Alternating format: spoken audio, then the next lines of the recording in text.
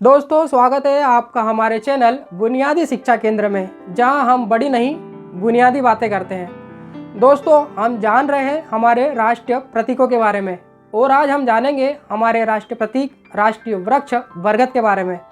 दोस्तों, बरगद के वृक्ष को वट वृक्ष या बड़ वृक्ष भी कहा जाता है।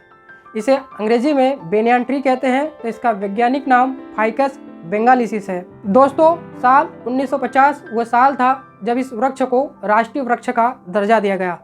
इसके पीछे कारण था दोस्तों इस पेड़ की लंबी आयु। दोस्तों, एक प्रकार से कहें तो वट वृक्ष अमर होता है। इसकी हवा में उड़ती हुई जो जड़ें होती है वो धीरे धीरे बढ़ते जाती है और ज़मीन में धंस जाती है और फिर अंकुरित होकर एक नया वट वृक्ष बन जाती है। इस प्रकार से दोस्तों ये पेड़ अमर होता है। इस प्रकार से दोस्तों इस पेड़ की गहरी जड़ें और विशाल शाखाएं भारत की एकता और अखंडता को दर्शाती है।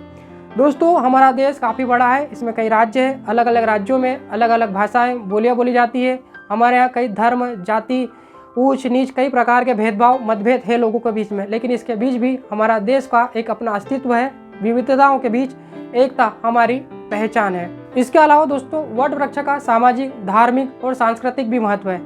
दोस्तों, आपने प्राचीन काल में देखा होगा कि जो गाँवों में पंचायतें होती है वो इसी वट वृक्ष की छाया में हुआ करती थी। इस प्रकार से जो वृक्ष है वो भारत के सामुदायिक जीवन को भी दर्शाता है।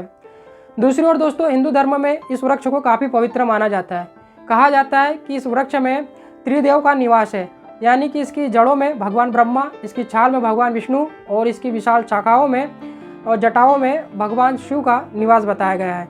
इसके अलावा दोस्तों वट वृक्ष को हिंदू धर्म में कल्प वृक्ष के समान माना गया है, यानी कि वो वृक्ष जो इच्छाओं को पूरी करता है। इसीलिए दोस्तों हिंदू धर्म में एक त्यौहार आता है वट सावित्री नाम से, जब पत्नियां अपनी पति की लंबी उम्र के लिए इस वट वृक्ष की पूजा करती है। तो दोस्तों ये कुछ बुनियादी और बेसिक बातें हैं हमारे राष्ट्रीय वृक्ष बरगद के बारे में। यदि आपको हमारे राष्ट्रीय जीव जलचर के बारे में पता हो तो आप उसे कमेंट में ज़रूर बताइएगा। जय हिंद।